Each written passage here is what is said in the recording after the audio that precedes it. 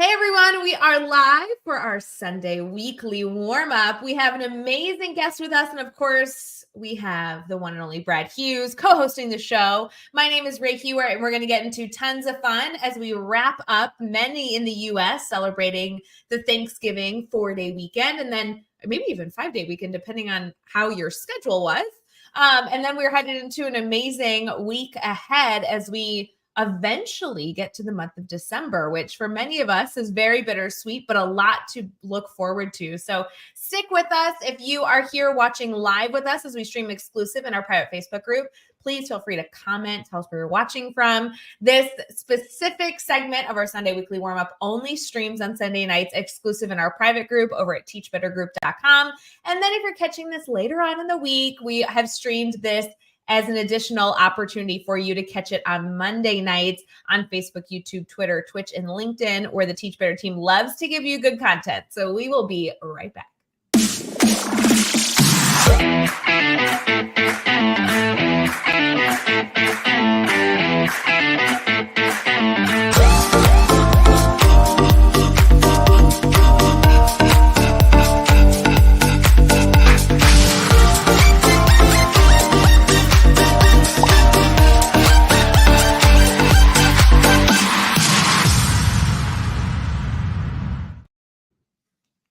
Hey everyone, welcome back to our Sunday weekly warm-up. Brad Hughes in the house. My name is Ray Hewert, and we have one of my favorite people to interview today. Tom Schimmer is here. Tom, how are you doing?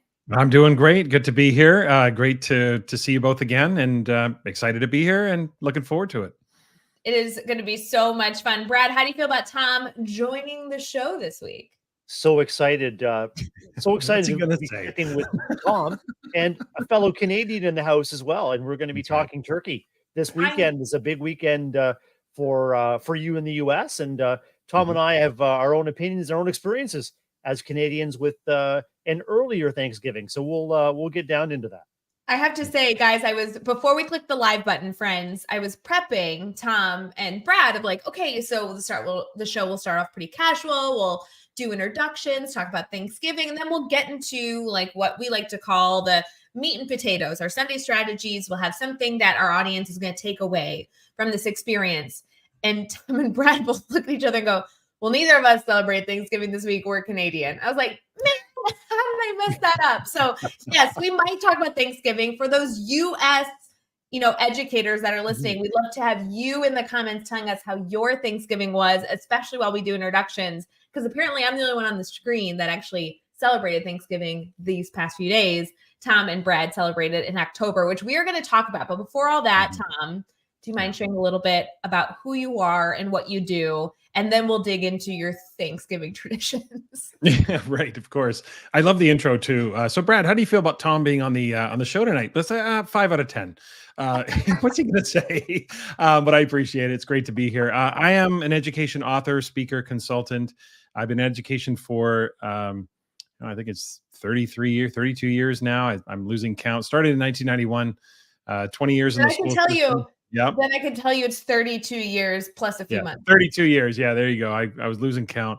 But I left my school district position in 2011. I've been for the last number of years as a speaker, consultant, author, and love doing it, and a podcaster as well. So as part of the Teach Better Network. So that's what I do. That's who I am. And I live in Vancouver on the west coast of Canada. To confirm, I asked Brad how he felt about it because I know that you guys have met in person, and Brad and I love anything with the Tom Schimmer title on it. So I wasn't asking I know.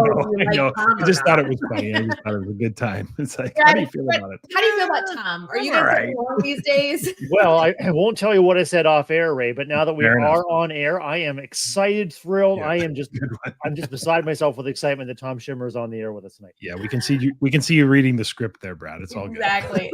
The guy in the back with the cue cards. Right. Where's the applause sign? Yeah, that's our crack Sunday weekly warm-up production assistant team that Ray and I have at our disposal at our remote locations here. It's all good. All joking aside, good to be here.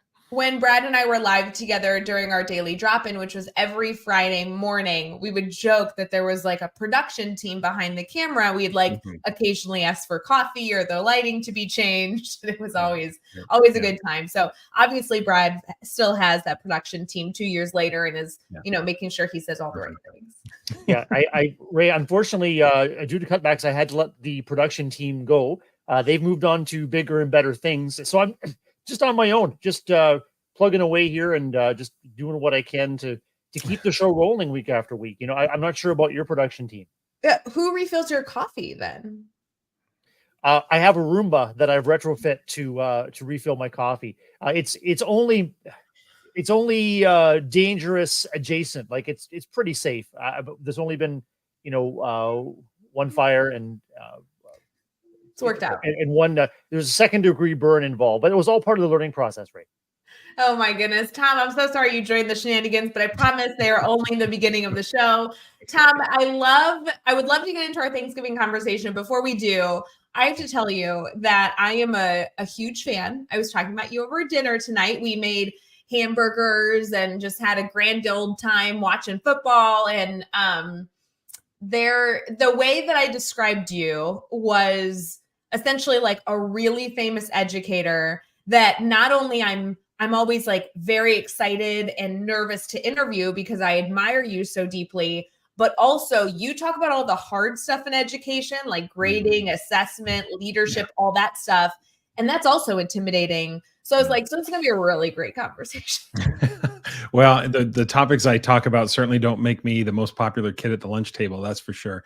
But someone has to do it. And, at some point we've got to confront some of these big ideas and not just gloss around the periphery, but make sure that we're having some serious conversations about education. So yeah, but thank you, Ray. That's very kind of you to say. I'm a big fan of you, Brad, and the whole Teach Better team. I think the work that you all do and the way you inspire people it's really fun to watch. So I certainly appreciate being part of the team. For those of you Tom, I was going to say, Tom, on the screen right now is a link to your podcast, and you are sharing your expertise in so many channels, both in print, online, audio. How are you finding that creative process? Do you continue to be excited by what you create as well as by what you receive back from those that are watching, listening, and reading? I do. Now, if you look closely at the screen, the last episode I produced was October 9th, and I've usually been when I started, I was every week. I moved to every other week. And what's happened this year is I've just had a number of writing projects that have caught up to me. So I'm in the process. I'm going to have a couple more episodes out before the new year. I should get back to a regular every other week schedule starting in January. But it's just one of those things where the work piles up. But it's very rewarding to do the podcast. I certainly love the people I've interviewed. I've interviewed a lot of really sort of interesting and really well-known names in education. You call in some favors, people people have inspired me, and I get a lot out of that because it's a chance for me to test ideas. I ask questions that sort of test some theories. I certainly try to push people's thinking a little bit, and I try to ask interesting questions. So it's a challenge as well as very rewarding to be a part of it for sure. For those of you that are looking for a new podcast, you can head over to teachbetter.com/podcast to see a whole slew of podcast options that the Teach Better team supports, including Tom Schimmer's podcast. Yeah. I will tell you, Tom, it is hard to keep up on everyone's podcast, right? There's so much different content out there, and depending on the type of educator you are, and even just what you're looking for during that season, you may not be able to keep up with everything, but I very much am a huge listener of the work that you do and very much admire all the people that you bring onto the show and the content that you discuss. So would highly, highly, highly recommend. While we get into more of Tom's advice, maybe some insight he's gotten into on his own, or even just grasped from podcast guests, I'd love to ask the two of you, if you didn't celebrate Thanksgiving this week, when in the world do you celebrate? Well, Canadian Thanksgiving is the second Monday of October, and that's when we celebrate. It's more connected to the harvest, and it really there is some historical research that suggests that Canadian Thanksgiving actually predates American Thanksgiving. So it might be historically accurate to say that you all copied us. True, but we'll just leave it at a tie because they really do have a different focus. But let's not get it twisted here. I still celebrated American Thanksgiving because I am an absolute huge sports fan. I love NFL. I love college football. So I'm happy when there's football on at strange times, or there's 3 games on Thursday, tons of college football all weekend, all the rivalry games, all that stuff. So we celebrate. We might not have days off of work, but I might have taken a couple of days off of work just to celebrate American Thanksgiving anyway. Why not have 2? I mean, why you can have 2 Thanksgivings instead of just 1? That's for sure. Yeah, I think we all should adopt the Canadian Thanksgiving and the American Thanksgiving and just have 2 opportunities. Do you eat similar foods? I know we ask this every year, Brad. I know I ask you this every year. I think so. And Tom, feel free to chime in. I mean, traditionally you have turkey or ham, stuffing and all the fixings, potatoes, salads, just the fall vegetables come in, the turnips or squash, like that kind of thing, Ray. It is a great opportunity to get together with family, with friends, and to come together around food is fantastic. But Tom, that combination of food plus sports is really significant. And they even had a Friday afternoon NHL hockey game that we enjoyed. Maple Leafs and the Chicago Blackhawks. Ray, your Blackhawks were playing, and they came out on top in overtime. So food plus sports plus family, a winning combination. Well, the one thing I was saying earlier is that I love the way that the Thanksgiving is structured in the United States, because having it on the first day of the long weekend, the 4-day weekend, is smart, because ours is on a Monday. And as we were saying, most of the time, most people that I know will have their big dinner on the Sunday anyway, because they don't want to have to go back to work the next day. So I think having it on the first day of the weekend and then having that 4-day weekend, I think is wise. So I'd like to see us adopt that in Canada, but if we can't, we'll just celebrate alongside you toward the end of November. So much to celebrate. I know that a lot of us enjoy here on the show, especially those that tune in weekly in the comments, enjoy sports. You've mentioned football, you've mentioned hockey. Tom, I feel like you're into a lot of other sports too. Brad and I talk F1 all the time. I think you're into soccer as well, MLS. Do you do English Premier League? Like, how are we getting into all these sports? How do you follow all of them? I do my best. I mean, I pick a team. I have teams per league. I don't follow it closely, but certainly the NBA, NFL, NHL, and F1, I follow F1. And F1, I'm a fan of F1 simply because of Netflix. That's the only reason. I've been to 2 races in Montreal. I've been to the Canadian Grand Prix twice, which was a great event. I follow soccer. I follow World Soccer. I don't follow it closely, but I have a team per league that I kind of am a fan of, and I just follow it that way. So, I mean, I love all things sports, so I kind of keep up with it as best I can. But, work is busy, times are busy, so I don't follow it like I did when I was 13. But the brain is full and you've got lots going on. When you're 13, your brain's kind of empty, and you can know all the starting lineups of every team in the league and all of that stuff. And I couldn't tell you who played yesterday now. So life gets busy as you get older. That's for sure. If it helps, Tom, I do know that right as this started, there was overtime happening in the Eagles and Bills game. I can at least tell everyone that. I don't know who won. If someone wants to spoil it in the comments, I have no idea. Yeah. Hey, Ray and Tom, our good friend and Teach Better family member, Katie Miglin, is wondering if watching Ted Lasso counts as watching sports. And I can confirm, Katie, that absolutely does count. Plus, it's awfully heartwarming and wholesome viewing. And it's great when you can come together with family to watch a great series like Ted Lasso, or come together for your favorite basketball or football or hockey game. Sure. It's a great connective activity. So Ted Lasso is a fave. Yeah.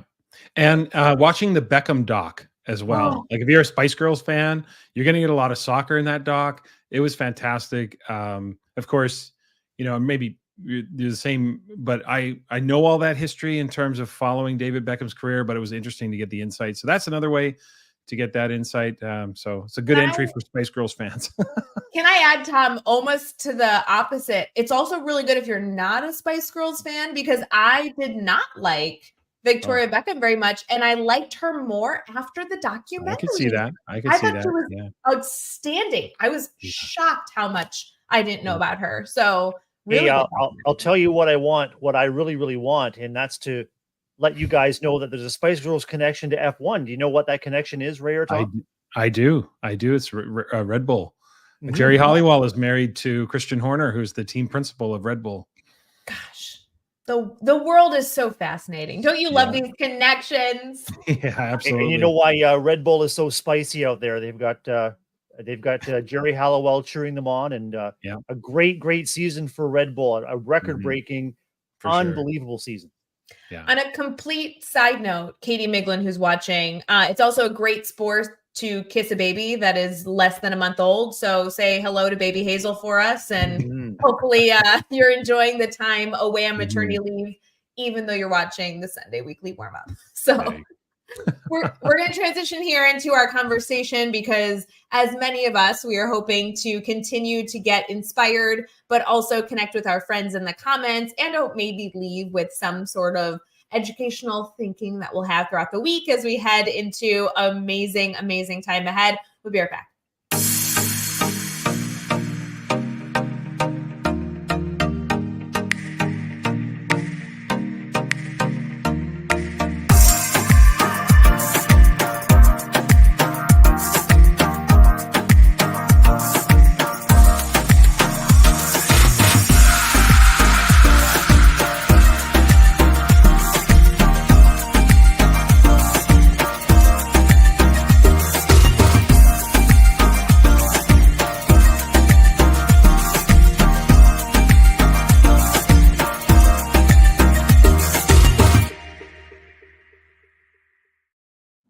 Hey everyone, welcome back to our Sunday Weekly Warm-Up, which is an exclusive live stream brought to you by the Teach Better team that gets to be live with you every single Sunday at 7 p.m. Central, 8 p.m. Eastern, to try and bring you some food for thought as you head into the week ahead. We like to warm you up and get you ready to reach every single student as you head into your Monday morning. We have the incredible Tom Schimmer with us. And while we've been able to joke about Thanksgiving and sports and lots of things in between, Tom is an incredible educator with outstanding resources to support you in so many different topics. Many of us very anxious or nervous to discuss with friends or colleagues. So there's a lot that we have the opportunity to dive into, but I will tell you that there is still so many concepts left. I will tell you even after this episode. So please make sure you connect with Tom. Tom, there's so many different ways that we could take our conversations, from discussing grading and assessment, educational leadership, or anything else that you would be able to give your insight in. If we were to start us off on a conversational note, looking at what you hope our viewers maybe could take away and have food for thought as they head into the week, where do you think you'd like to begin? Oh, I mean, there's a lot of places to begin. I think certainly when I think about assessment, I think of a couple of things. One would be that just a good reminder that we can't teach without assessment. Teaching without assessment is content coverage, information delivery.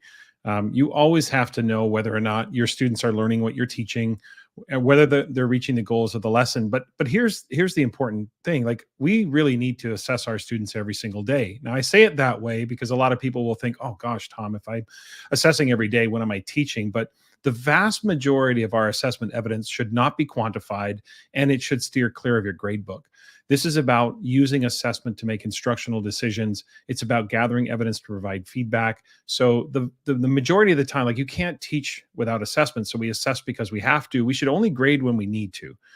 We look at evidence and all of that. So that's one of the big ideas that I tend to talk about a lot, and my colleagues tend to talk about a lot as well, which is assessment doesn't have to be formal. It doesn't have to be stapled. It's just information that helps us make decisions, because we run the risk of over-teaching and under-teaching things if we don't know where our students are in their learning.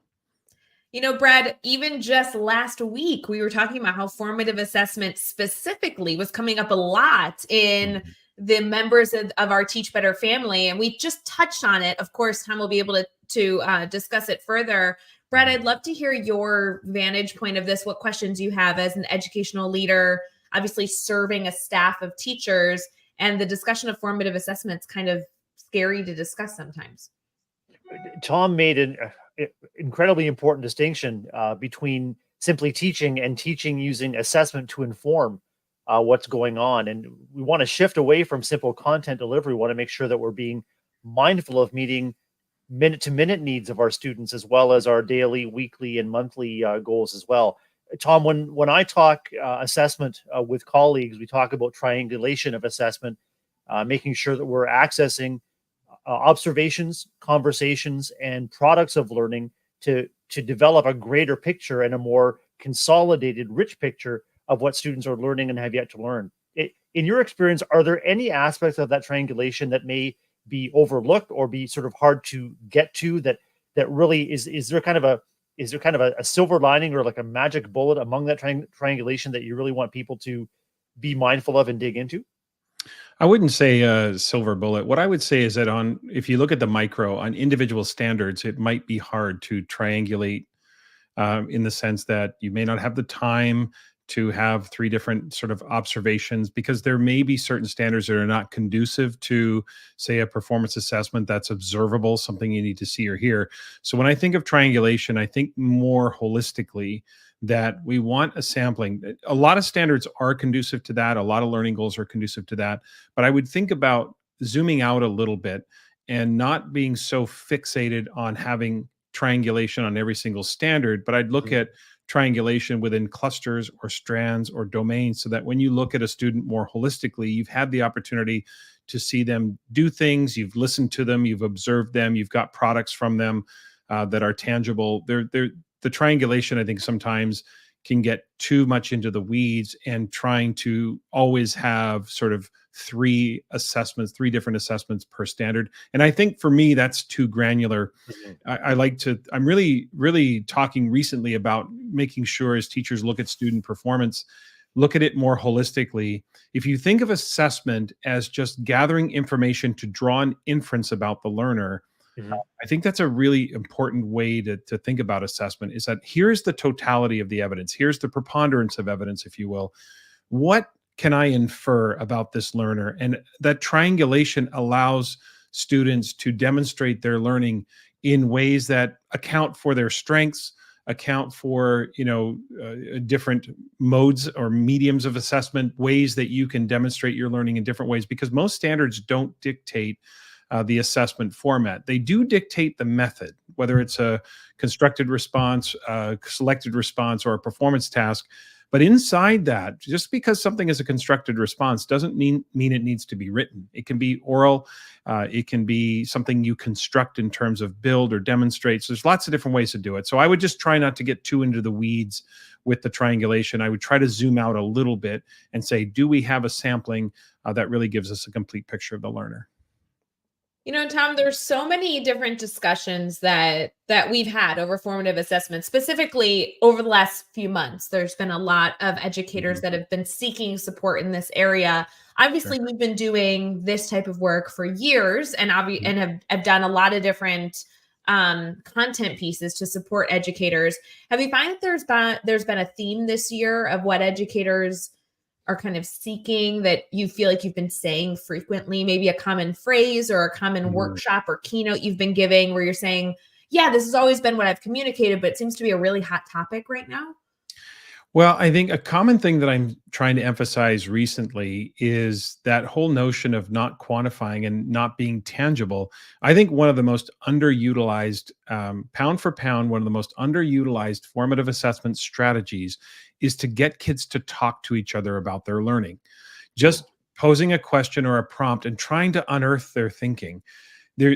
So much of what happens in school is private. And if I'm a struggling learner and I'm sitting with a group of 3 other students, I'm in a group of 4. If the teacher gets them talking about how to solve a problem or how to respond to a prompt, if I'm struggling, but I listen to 2 or 3 other students in my group start talking about how to approach the problem, I can't unhear what they've just said. So that's going to help me. That's going to be opportunities for me to learn from my peers. So the teacher strategically just positions themselves around the room, because eventually you know who to go listen to, and you know maybe who you don't need to listen to as frequently. You start to know your class, right? So for me, the idea of getting kids to talk to each other, I think a really important distinction as well is thinking of formative assessment as formative assessment strategies.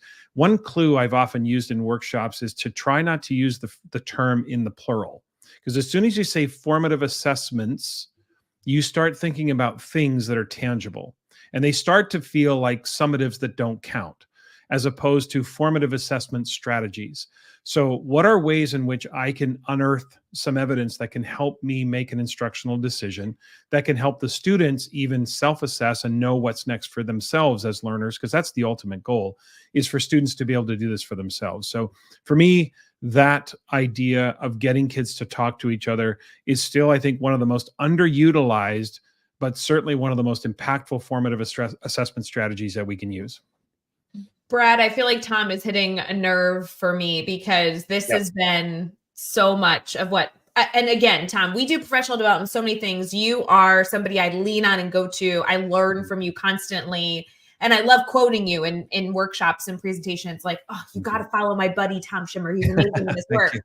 And something that I feel like I've become like on recall, like constantly saying, is trying to work with educators to reformat their thinking of the term assessment. Like we have become, or at least the educators I've been talking to and I have empathy for, have become so fixated on what assessment does and does not mean, and really trying to open that up, break that apart, and say, even you just asking a strategic question is a phenomenal formative assessment. It's not only about asking the question, but listening to the feedback you get, and then what is going to be then the feedback that the feedback circle that you reply back, like really looking at the holistic system, not just what am I putting in front of the students, but how does that entire process escalate out so that we can continue to adjust and adapt and be the best educators possible. But gosh, everything you just shared, I feel like that is so common right now. And I find that it's most common, and please correct me if I'm wrong, but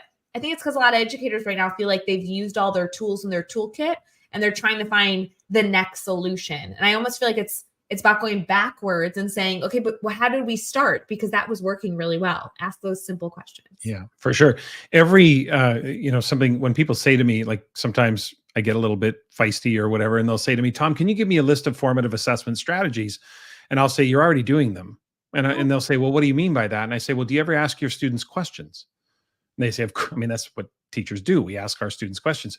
But then the question about their question asking is this: are you asking a question so that the same six kids will raise their hand, you'll get one correct answer from them, and then you'll move on, having confirmation that one of the 30 understands the work? Or are you asking the question to elicit evidence of learning? Assessment is actually very simple. It's simple and complex. It's simple because all assessment means is gathering information about student learning. That's it. Don't make a meal out of it, people. Like, that's all assessment is: gathering information about student learning. The complexity is knowing how to target the right things, to have a prompt that's sharp, that elicits the right evidence. So I have to ask the right question to get the evidence that I need in order to make a decision. So that's where the complexity comes in, for sure. But assessment just means gathering information about student learning.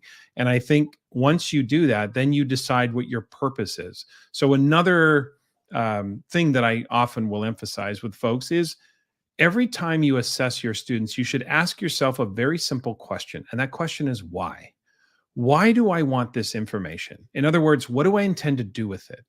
So it's not about declaring whether something is formative or summative. Just ask yourself, what's the purpose of this assessment? Why am I gathering it? So when people say to me, Tom, what should I do with homework? I say, well, what is the purpose of homework? And they say, well, the purpose of homework is for kids to practice their skills. Well, you just said it out loud. It's practice. Therefore, it's formative, right? So knowing why you're gathering the information gives you clarity on what you need to do. So if I say, I want this information to make an instructional decision, I want to use the evidence formatively, then I need to ask a more granular question, because I need to be able to I need specificity in formative assessment, right? I need to be able to pinpoint what's next for the individual learner, but also maybe the class as a whole.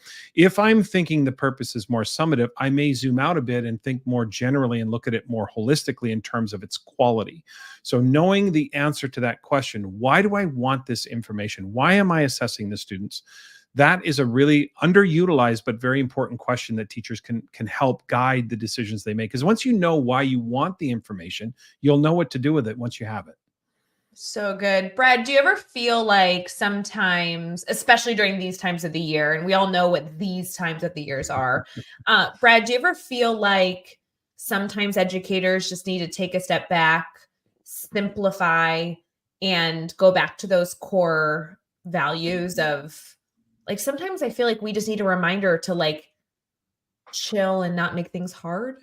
I'm sorry to say that so casually. No, it's so true, and that happens so often in the cycles of instruction, assessment, and busy times during the school year. Educating seems to be about a list of things that we have to get done and a list of tasks that kids have to get completed and turned in. And Tom, your comment about encouraging student thinking and discussion, making explicit that thinking, and crafting classroom communities and environments where that kind of rich discussion is not simply an every once in a while thing, but when a classroom is alive with discussion, it challenges kids' inner thinking and inner soundtrack about what's going on. And in an ideal world, it actually gives kids permission to think and to speak and to articulate their thoughts, especially for some of our most reluctant learners. And if the teacher is perceptive, he or she has a window of 5, 10, 15, whatever it is, minutes into kids thinking that would not be revealed otherwise. Yeah, I mean, that's the whole point, is that every move the students make can help you know whether or not the students are on or off track. I mean, there are things about facial expressions and paralinguistic patterns and body language that can also, so this is what, expert teachers, they notice thinking and they notice where students are in their learning. We would say that novice teachers, my colleagues and I would say novice teachers notice behavior, and expert teachers notice thinking. And that part is, how do I unearth their thinking? How do I try to make as much as possible public so that there's insights gained across the classroom? We make one of the biggest mistakes is we think we are the sole source of the feedback, of the next steps, of the guidance. Like, we put ourselves in that position, then wonder why it's so exhausting. The whole point of becoming an assessment expert, and I would say to people that developing it's the most efficient and effective professional investment any teacher can make, because there is nothing of substance in a school that's not touched by assessment. But the whole goal is for me not to become an expert. The whole goal is to become an expert so I can teach the students how to do this for themselves. I want to bring them inside the process. I want them to be able to self-assess and peer assess and be sources. Of course, the teacher's insight is more expert than the students, but the students have much to tell one another about where they are in their learning. And that distributes not just the power, but it distributes the influence, and it helps create an environment where we're all kind of working together. So for teachers, the payoff really is student investment. Once students understand that, then we can even go further and help them become more self-regulatory about their learning and set goals and uncover how they're learning and understand themselves as learners through the assessment cycle. So keeping ourselves at the center of every assessment experience actually is a block for what is really potentially possible in a classroom. Tom, we are going to transition here into our Sunday Spark. But before we do, I would really love for you to give our community a very small challenge to strive to complete this week, because something I've really enjoyed about being a fan and a follower, a friend of yours is you always have me thinking. I'm always thinking of so many things I will do based off of even just this 15-minute conversation. And I always leave so inspired. The things that you share to me feels very approachable, which I really value, because I need kind of like the soft push, not the shove. But in case our community is listening saying, oh my gosh, Tom, I don't even know where to start, but I'm such a fan of what you're sharing. Where would you kind of encourage them to begin this week? That's a good question. I mean, what comes to mind, because I was actually writing about it this morning, is reflection, student reflection. My colleague, Natalie Vardabasso, and I are currently in the process of co-authoring a book called Rehumanizing Assessment Through Story. And one of the chapters that I'm writing about is about student reflection and using reflection to tell the story of what you're learning or how you're learning. So one of the things that I was writing about this morning was the idea that this is such a challenging thing, because we feel like we have to go full throttle every week for the entire school year, that we never take the opportunity to press pause and get students to reflect, and not just reflect in a general sense. Because I think the more specific your prompt is, the more you're going to get out of it. So, for example, I don't just say, "Hey, how do you think you did?" I'm going to ask them specifically, at what point during this project were you stuck, and how did you get unstuck, and what did you learn about yourself as a learner, or under what conditions do you find yourself collaborating more effectively as a team? So there are specific things. So I think one of the things that we do is we're forging ahead, and we put ourselves again at the center, saying, I've got to cover all of my standards. And I understand that professional responsibility, but coverage without learning is useless. We don't, if students aren't learning anything, that's not helpful. And one of the ways in which they will learn and deepen their learning is being able to pause and reflect on what have they learned, or how are they learning. And so my challenge would be to find some time, even if it's just at the end of the week, just taking some time to pause and get the students to reflect. And the real challenge would be ask them questions that force them to be a little bit metacognitive, to think about how they learn and who they are as learners, and what happened this week that really helped you learn versus what happened this week that maybe was an inhibitor that you had to overcome, and what are some strategies, things like that. So to me, the reflection part is something that we know is so important, and yet it's the first thing we cut out of our day if we don't have time. And I think the challenge would be to try to make time for that pause and that reflection. So many good things for us to consider as we head into the week. Let's get into our Sunday Spark.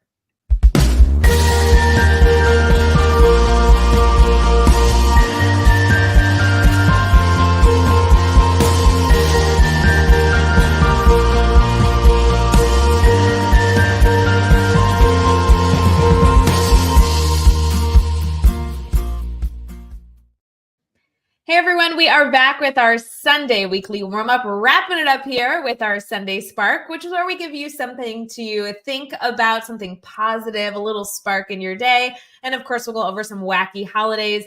Tom Schnemmer has given us so much insight thus far on this conversation, and he will continue as he wraps up here with us by providing us resources and ways to stay connected with him here just in a little bit. Brad, what do you got for us for our Sunday Spark? I'm going to ask you and Tom, Ray, just to take a look at the screen, and photo is going to come up there. And I wonder if you were the editor here and you captioned that photo, what kind of caption might you come up with? Tom, I'm going to let you go first, but I think I have a good one. Yeah, I'm going. I almost feel like there's like a little air guitar happening there. So, yes. Right. I was going to go rock and roll. That's what I was going to caption it. Rock and roll. That's right. Living on a prayer. I don't know. Like, I have no idea. I like that, Brad. What do you think? Yeah, it's a good one. Yeah, this is the grand prize winner of the 2023 Comedy Wildlife Photo Awards, and I'll put the link here in our Facebook comments afterwards. But what a great spark for conversation with colleagues or with kids. These photos are absolutely adorable. This is the grand prize winner, just like you said, Tom and Ray, a kangaroo playing air guitar. And this comes from Jason Moore from Australia, who won up against 5,300 entries from amongst 85 countries. Some other photos here to take a look at is this one here I thought was really captivating. Brad, this one here is Brad, this is my favorite one. You didn't bring this up. I was bringing this picture up. I love it. Oh, right on. This bird looks this like would be a great spark for creative writing, or maybe what happened before or what's happening after. Maybe kids want to adapt this as a jumping off point for a graphic novel or a comic strip. This photo here is called Dispute, and you can almost hear the dialogue amongst these birds. What's going on? And maybe I just need to branch out, but I love anything to do with birds and trees. I think that's a good one. I feel like the green bird was like a teenager. I think that scene played out this weekend and being told to take out the trash or something like that. Yeah. To me, it looks like he's being kicked out of a restaurant. Like, get out of here. We can't. This is not your home. Now, before we move on, I must ask you to take a look at this this picture here. And Movember is coming to an end, but I wonder if this primate, this monkey, was taking part in Movember or not, Ray and Tom? So good. I love these photos. I've actually looked at them numerous times, and they're still funny the second or third time watching them. So people, you have to go look up these pictures. They're so adorable. A great spark to conversation and creativity in your classroom. And not only are this year's award winners featured in this website, but there are links back to the 2022 and 2021 award winners. So great food for thought, whether it's a visual journal or just something to lighten up your staff newsletter, or something to get your community meeting off to a great start in the morning. Hey, while we've got the kangaroo on the screen, I wanted to ask you and Tom, do you guys know why kangaroo moms hate rainy days? Kangaroo moms hate rainy days. Yeah, the kids have to play inside. There you go. I knew it had something to do with the pouch or something. I'm like, Joey pouch. I got to get the breakfast at Joe. Yeah. Well, Ray, I think we better hop to it and let everybody know what's coming up in terms of wacky holidays. Guys, there's some great holidays this week. Noting that today, don't worry, it's not over yet. You can celebrate National Cake Day. Tomorrow, of course, being Cyber Monday. Tuesday being Giving Tuesday for many people. And also, of course, National French Toast Day, which I assume is something that many of you will be celebrating. We are wrapping up the end of Diwali, and we're also getting into National Lemon Cream Pie Day, as well as so many other things for women and celebrating Evan. It's National Evan Day coming up here on Wednesday. So if any of you know a friend named Evan, that might be an opportunity to celebrate them. We have National Computer Security Day, St. Andrew's Day. And of course, as we wrap up our time together, we will head into December on Friday. And Friday will kick us off with so many different days. Like Day Without Art Day. That would be a sad day. Eat a Red Apple Day. Yep. And I don't know. There's so many. National Cookie Cutter Day. Why wouldn't you want to celebrate National Cookie Cutter Day? Of course. So many good things. So feel free to share with us what holidays you are celebrating this week so we can celebrate with you. As many of you are keeping in mind that you have students of all different cultures and backgrounds and religions. And please keep that in mind as we head into December, celebrating all the amazing different people in this world and lots of different religions that will be celebrating very, very special days into the coming weeks ahead. So Tom, thank you so much for joining us. I would love to have you share your contact information so our community here can stay connected to you. Sure. You can find me on Instagram and Twitter. It's at Tom Schimmer. You certainly can find a lot of information on the podcast, on the Teach Better Network, as well as the Solution Tree website. My books are available there. There's a landing page. Any requests for PD go through there as well. So lots of places to connect for sure. Wonderful. If any of you are looking for support in connecting with Tom, if you have any issues or can't quite figure out how to get him to your school, reach out to us. We will absolutely be a huge supporter of bringing Tom into your life even further, whether it be just by being a follower and a listener or also somebody that brings him into a school district keynote or workshop. There's incredible things to be learned. So Brad, thank you so much. Of course, every single week being a part of the show with me. I love being able to catch up with you. And Tom, you were an amazing guest. Thank you for kicking off the end of November with a huge smile and food for thought. Yeah, fantastic. Happy to be here. Looking forward to next time already. So good. For everyone else, we hope you have an amazing week ahead and keep us in mind if you need anything. Bye, guys.